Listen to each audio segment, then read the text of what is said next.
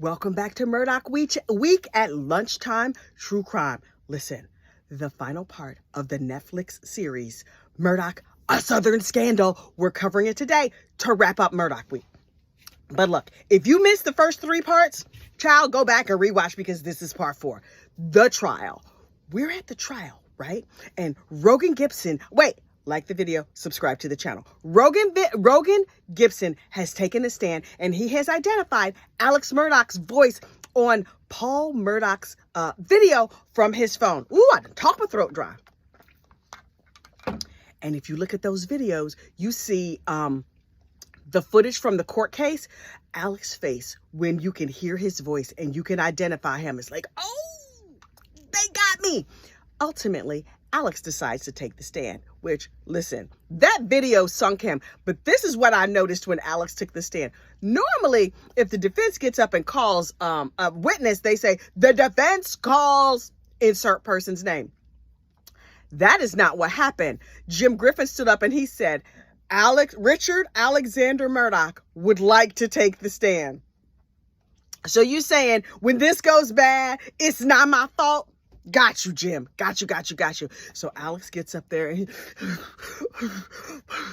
he snots and he cries and he lies. And child, it was a tour de force. I was breathless for this entire direct examination and cross-examination. I should have taken the time off work so that I could focus exclusively, but I did not. So I just had to muddle my way through just like the rest of the world did.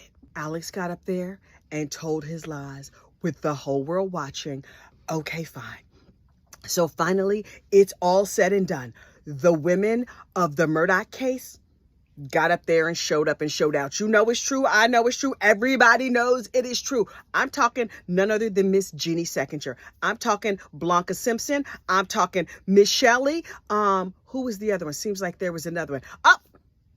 And my beloved Mandy Madney, who brought all of this to our attention so that we could be perched, the entire world perched and watching the entire thing unfold in grudging respect to Fitz News, First in the South News, who brought all of this to the forefront. That's who Mandy worked for at the time. Now, look, they have since had a falling out, and I'm not going to go into it because I have talked about it a lot. That's another topic for another day.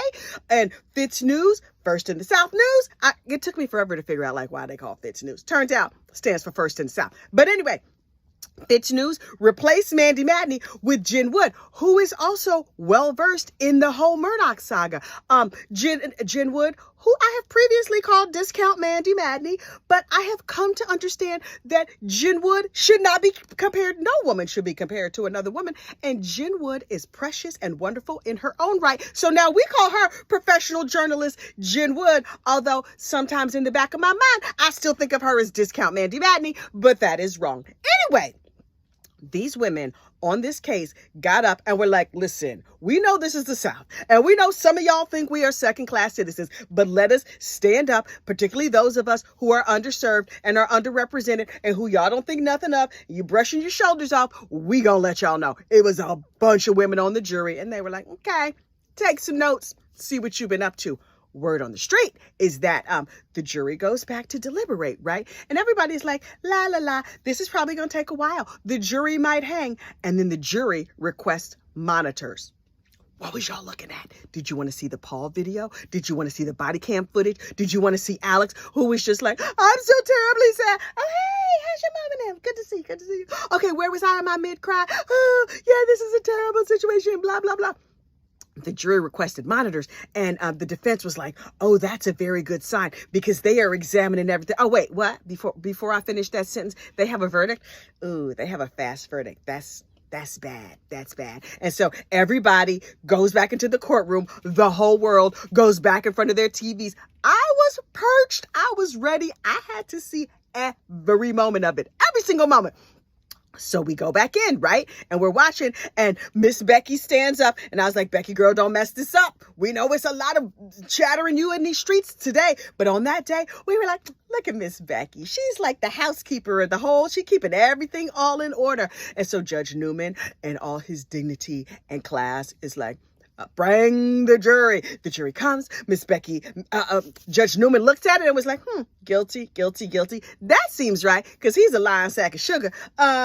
Okay, Miss Becky, read the verdict. And Miss Becky is like, blah, blah, blah. Now listen, you know how I feel about reading verdicts. I think that instead of just being like, this sucker guilty, or along on this day, on this, blah, blah, blah, they should just like make it colorful and memorable. Like, hi, we here in South Carolina, known for watermelon and murder, find you guilty. And I was like, yes, guilty on all charges. And Alex, as he's wont to do, shook his head yes, while his family sat there in stunned silence. And listen, people who were close to Alex Murdaugh, particularly Cousin Eddie, was like, he just sees this as a bump in the road. He was like, okay, this one little thing I'm going to have to overcome. Because you know, like I know, Alex Murdaugh thinks he's going to get out of this. He thinks he's going to be able to talk and wheedle and weasel his way right out of this murder conviction. I sincerely hope not. I sincerely hope a lot of people have been like, you know what? He been lying and doing all this other stuff for years, and now it's time for it to stop. We will see if it actually stops. The verdict gets read, and the family really held themselves together well. And I was like, that is amazing, because if this was me, I would probably be falling all kinds of apart. But nope, they held themselves up really nicely. And I was like, okay, word on the street though, is that sister, that Murdaugh sister, she had arranged for them to have a back room where they could privately gather together as a family to discuss and whatever and unwind. And they went in the back room and Buster fell apart. Poor Bus. I don't think he killed Stephen Smith, by the way, but poor Buster, he wept, fell to his knees crying, and then pulled himself back together. And his lovely fiance, what is her name? Megan? I don't know. She's a little bit of a plain Jane. I forget her name. Anyway, you can be plain. There's nothing wrong with being plain. Anyway, she's just like, Brooklyn, like New York. Brooklyn was like, I'm sorry, Buster. I wonder if she was like, should I find another boyfriend? Okay, no. I'm loyal. I'm going to stick it out. I'm a good Southern lady. I'm also a lawyer. We're going to have a nice airtight prenup. Okay, can I see the terms of your trust? Okay, never mind. What's this? Here's a Kleenex. Who has a copy of the trust? Because I need to understand how all of this is going to affect me and our marriage. Please and thank you. I'm not saying that's what she said. I'm saying if I was her, that's what I would be doing. Like, I'm so sorry, boo-boo. Who was your attorney? Who drafted that document? Go and cry. It's okay. Let it out. Can you email him? Yes. Email. Go ahead. Email that attorney, because I'm going to need that documentation. That's just me. The way this documentary closes out, they go through all the people and they like, did Alex had help? Come on now. We know Alex had help. If Alex didn't have help doing the murderation, which I don't think he did, because he was real messy and sloppy with it. I think he just did the murderation on his own. But the cleanup, the afterwards, absolutely. And Eddie was just like, I don't know nothing. Eddie, I'm waiting for the I'm the Murdaugh cousin reality show to come out. Well, I will sit and watch you patiently and see what other kind of shenanigans you get up to. Oh, we're going to watch Eddie lose the rest of his teeth. We're going to watch him go to court. We're going to watch all the everything. Does Eddie have a girlfriend? Who is dating Cousin Eddie? And does she call him Cousin Eddie in the throes of happiness? Eddie, Cousin Eddie, you're the king. Okay, I've gone far afield. Look, plus that ain't none of my business. I'm just real curious. Also nosy.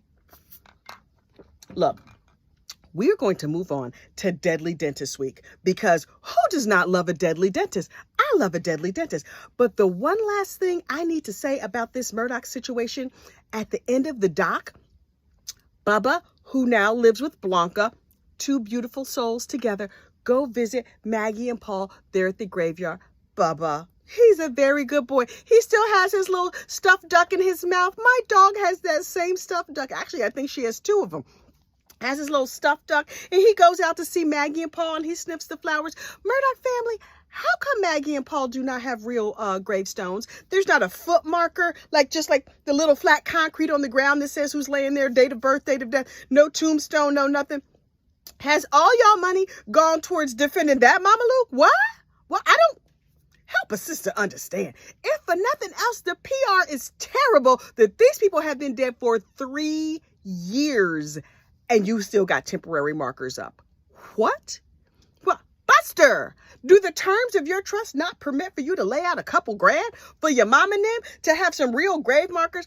Also, did y'all pre-purchase one for Alex asking for a friend? Ain't none of my business what you do. It's up to you.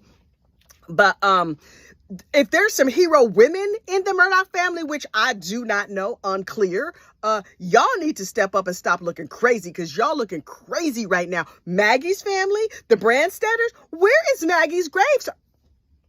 Okay, we see what y'all really thought of these people. At the end of the day, in my humble opinion, I'm looking at y'all crazy. And if we have people down there in the low country and I am incorrect and this is old footage, please share someplace on social media so that all the world can see that y'all have not left y'all family out there grave markerless. The shade. Okay, you love them, you treasure them. We see how y'all treating them in the afterlife, and they looking too. I hope Paul and Maggie are haunting you. I'm just saying. Ain't none of my business. But look, we need to get on to some deadly dentists. I'm going to see y'all tomorrow and all next week for more lunchtime true crime. I'll see you then. Bye.